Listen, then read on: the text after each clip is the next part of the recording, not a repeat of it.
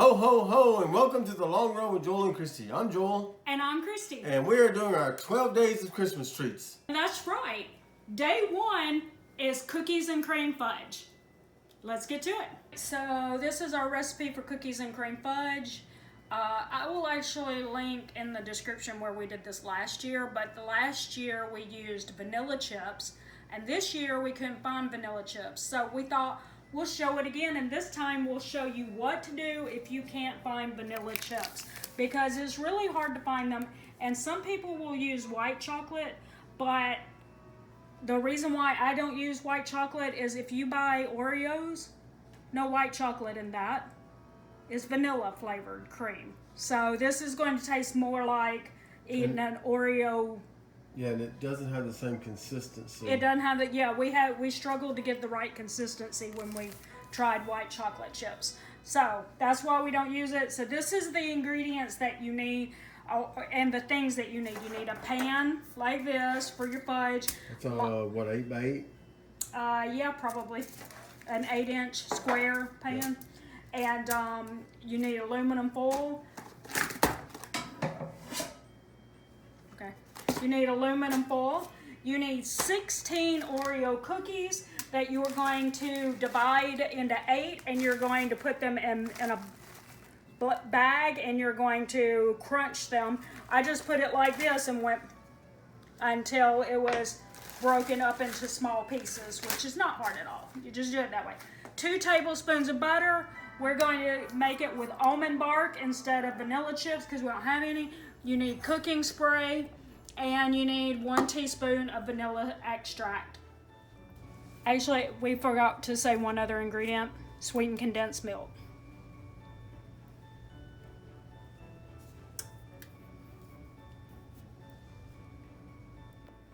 For the almond bark that was vanilla flavored that we had there, it was a 24 ounce, and this only for 2 2/3 cup you would need, it was 21 ounces. So we just kept 1 block out, and we're going to put all the rest of the blocks in there, so that makes it about 22 ounces. So we're just going to put in a couple at a time and give those a chance to start melting, and then we'll add more. Alright, while that is actually starting to melt, which you don't want to walk away from it very long, just a few seconds, because you don't want the vanilla to you don't want the vanilla to burn.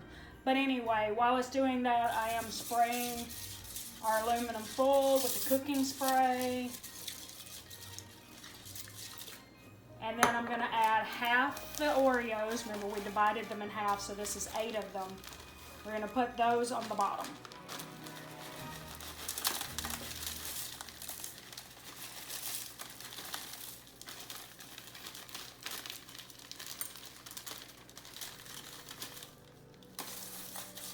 And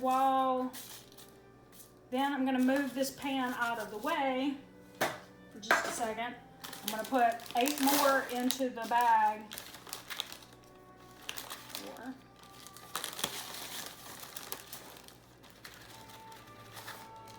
5, 6, 7, 8.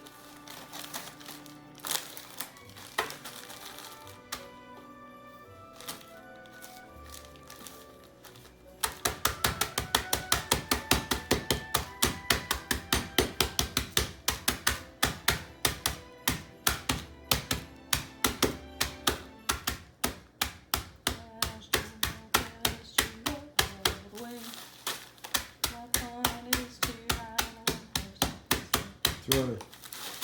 No, it's not too early. This is December 1st. Okay, that is it. Now we just keep melting our vanilla until we've got it all done, and then we'll pick up from there. Okay, so it's all melted, as you can see. All right, so we're just gonna take it off the eye. Add 1 teaspoon of vanilla extract.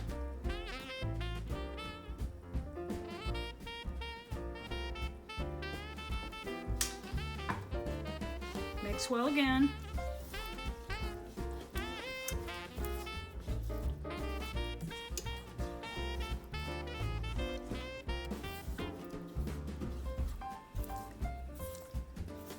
Now you're going to take it and you're going to pour it over your cookie crumbs. On the other side so that because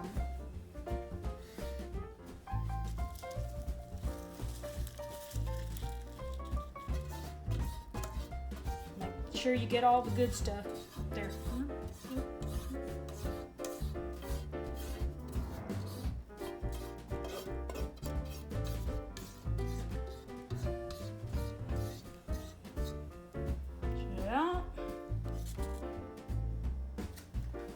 Now you get your other 8 cookies that you crumbled up. And you just sprinkle them out.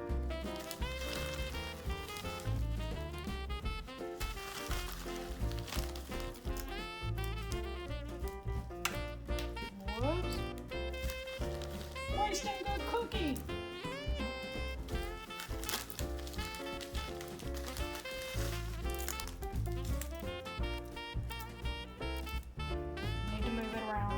Still do that.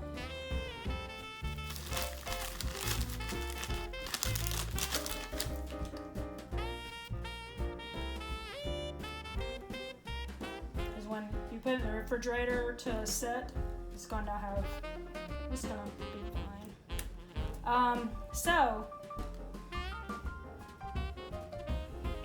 Our recipe, where we got it from a magazine years ago. I don't remember, like, Good Housekeeping or some kind of cooking thing or something like that. I don't know. But it's been so long. Well, years ago I went through and I just typed up all the recipes in the magazine that I had because I didn't want to have to go searching. I didn't want to have to go searching through a magazine every time I looked for a recipe. So now I don't remember where I actually got the recipes. So you can turn it toward. You see that? See, we just typed it up. I have no idea where we got it from now. So anyway, back to this. So says to cover and let it refrigerate for at least 1 hour. I've done that if I'm in a pinch, but I prefer to do it the night before and then get it out the next day and cut it into pieces, into squares. So, but that's how you do it, and then you just take it out and you cut it into squares, and we will show you the finished product after we're done. All right, so we left this overnight, and the more you leave it, the firmer it sets. So, That's why I like overnight. Yeah. So anyway, go ahead and take your top layer of foil off, and this is the finished product. I'm gonna lift this bad boy out. Oh, sorry if y'all are hearing anything. I'm drinking coffee, and then I keep setting it down. Yeah. And so you want to be careful with the foil when you're taking it off, because it seeps into the it's vanilla. fluid. The vanilla is fluid when you first put it in, so it has crevices that may hold some. When you take your foil off, it may tear into the crevices. So you see right there, there's one right there. I'm going to pull out.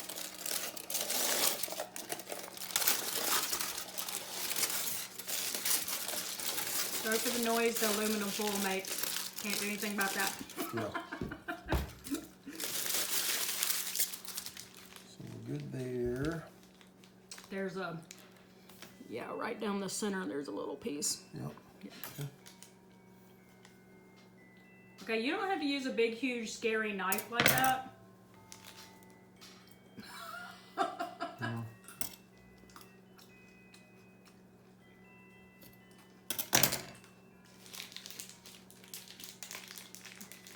Let the comments begin. Joel scared me with the knife. I know, me too. Mm-hmm.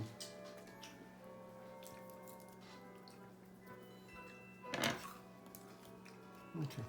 Okay, y'all can just like get even like a butter knife to do that. You don't have to. Yeah, you can. This one was just handy. There's some right there too. We don't always have little pieces like that. I'm not that are that small. Most of the time, it's just big little chunks that you can get of aluminum foil that you can get pretty easy. Never seen it do that small of, like you could barely see it was there.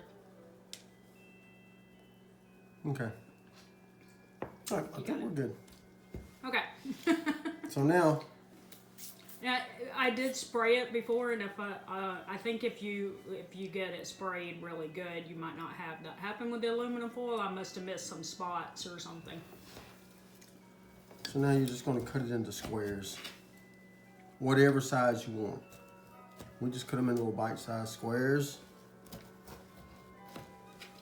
And when you put them in, you can get like a tin or a container or something like that, like gift box kind of thing. I think you can get them at Dollar Tree. You can. I usually get a 3-pack of them from Walmart for $2 and maybe 80 cents or something. So they're slightly cheaper at Walmart if you buy them in like 3. But if you only need 1, then I think then you would probably get a better deal at Dollar Tree. But if you put that down and then some wax paper, then you can just layer a couple of layers of this as a gift, put a bow on top and a card, and you're good to go. Yep. Yep. And we'll put on the screen how much we would say this actually, like how many we estimate, how many gifts we can get out of one batch. I think it would be maybe 2 gifts out of one batch. Yeah. And then we'll put on the screen how much we would estimate we are paying for each gift. So thanks for joining us for the 12 Days of Christmas Treats. Don't forget to like, subscribe, and hit that bell for more content from us. Don't forget to comment below and tell us what Christmas treats you're doing, or if you tried one of our recipes, let us know how it went in the comments. Also, tag us on Instagram at The Long Run with Joel and Christy. We'd love to see your creations. That's right. So for The Long Run with Joel and Christy, I'm Joel. And I'm Christy. And don't forget it's a long run. Give yourself a little grace. Bye.